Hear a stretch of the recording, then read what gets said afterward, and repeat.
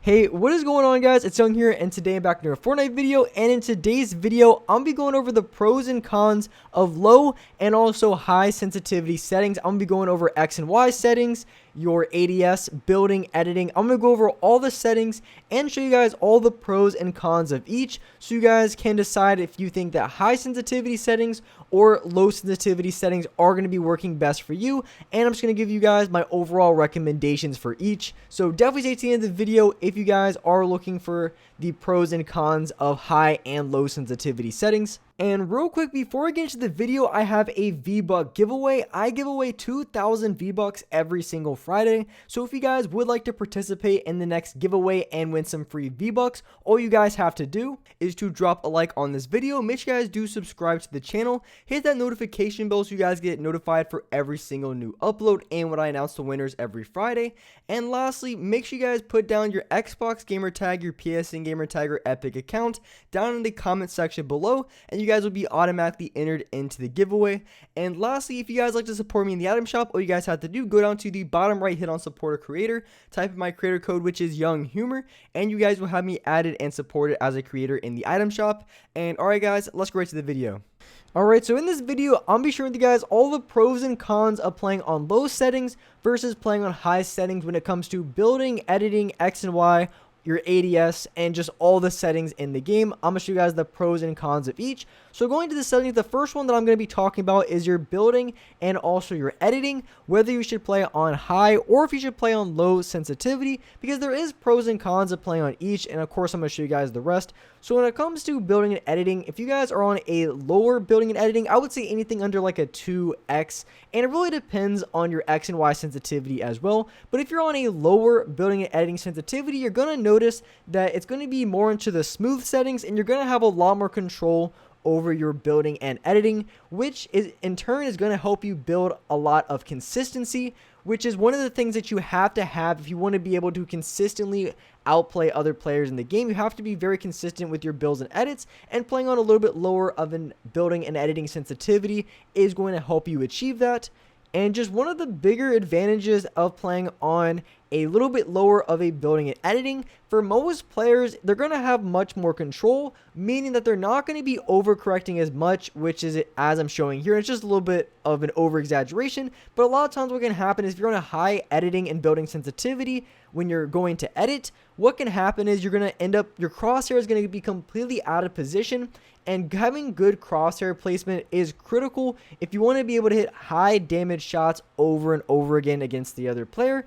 And as far as what good crosshair placement is, that's just basically after you finish off an edit or after you're rounding around corners, right when you finish off that edit, your crosshair is immediately on the other player, meaning that as soon as you finish that edit, you don't have to hit like a crazy flick shot just to get your crosshair back on target. So having good crosshair placement is important, and if you're on a high editing sensitivity, that can be something that could be a little bit more challenging, because the higher your sensitivity, the less control that you're going to typically have.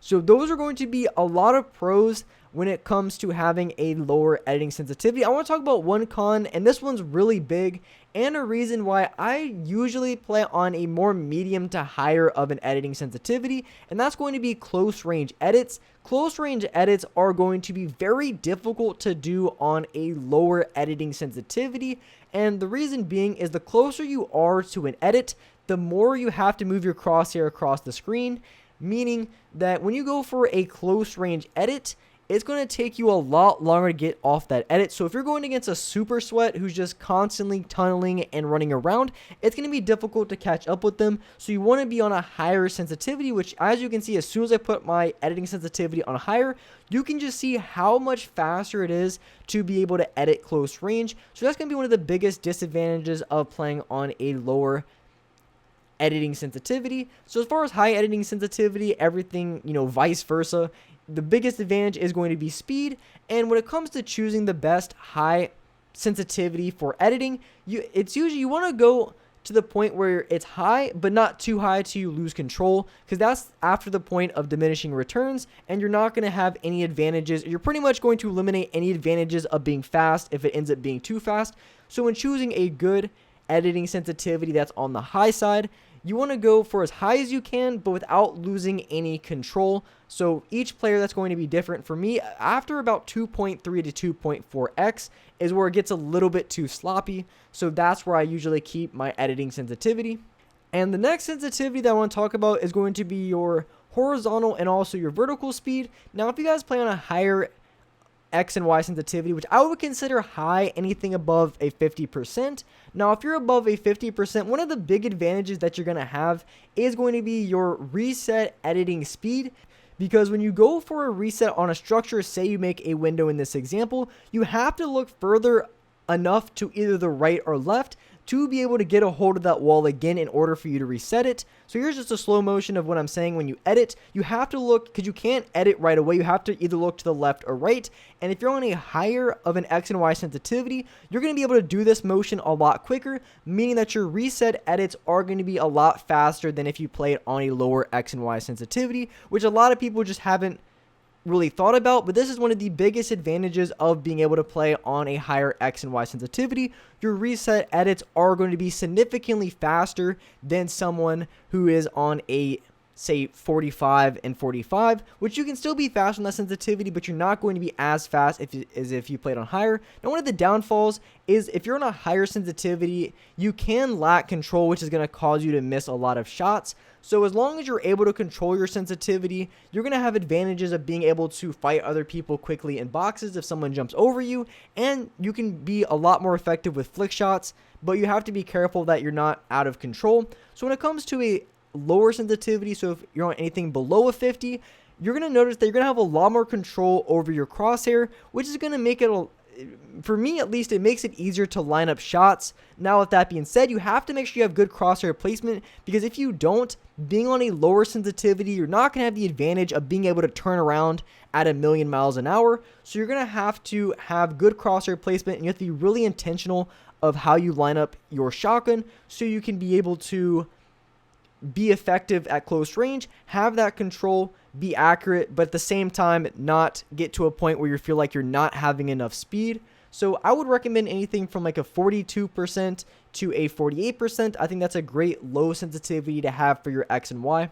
And so next I want to talk about your ADS sensitivity, whether to play on high or low. So when you're on a high ADS sensitivity, you're going to find your biggest advantages at being close ranges, because if you're close range against someone and they're moving really quickly left to right, you're going to be able to track them on a higher ADS sensitivity.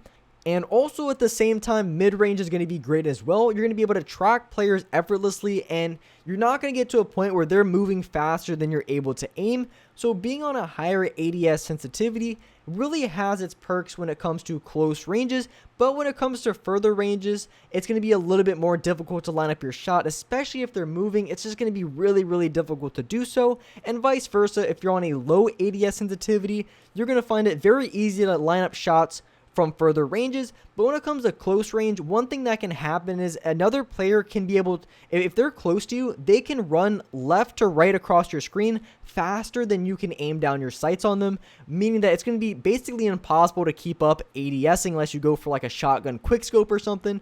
So that's going to be your biggest disadvantage of playing on lower. So if you're on a higher sensitivity, it's good at close range, and if you're on a lower, it's better from far range. And next I want to talk about look damping time, if you guys should have it on, and what if there's big advantages of having it on a higher or a lower look damping time. So when it comes to look damping time, I think it's really great for a lot of reasons. I think people should use a little bit of it, but when you have no look damping time on, your biggest advantage is going to be building and editing. Everything's going to feel really fluid, really smooth. But one thing that's going to happen is if you don't have a look damping time on, it's going to be a lot more difficult to line up shots from range. And it's a little bit easier if the player standing still like the bots here, but if you have to try to make those small analog stick adjustments, it's going to be very difficult to do so. But when you have look damping type on, you're going to notice that your small analog stick adjustments, similar to exponential, is going to be a lot easier to do so, but it could make your builds and edits feel a little bit more clunky or a little bit more slow. So that's kind of the pluses and minuses of look damping time. I think everyone should play with a little bit on, and of course you can find a good middle ground where you play on maybe like a 0.06 or 0.08 look damping time, where it still feels really smooth and really quick when you're building and editing. but also at the same time, you're able to hit your shots from longer ranges without too much difficulty. So I think you can find a great balance in there, but I would highly recommend this setting. I think it's great for most players. It's really going to help you out quite a bit with your aim if you are having trouble with hitting your shots. So definitely give that setting a look. And the next thing I'm going to talk about is your dead zones. As far as dead zones, I've always had the same thing to say.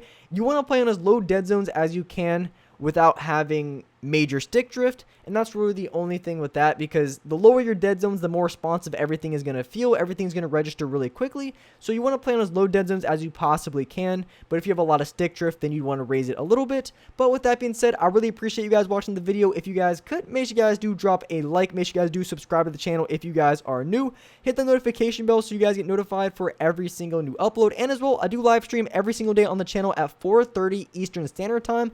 So make sure you guys hit that notification bell so you guys will get a notification for when I go live here on this channel. But with that being said, I really appreciate you guys watching the video. And alright guys, I'll see you next video.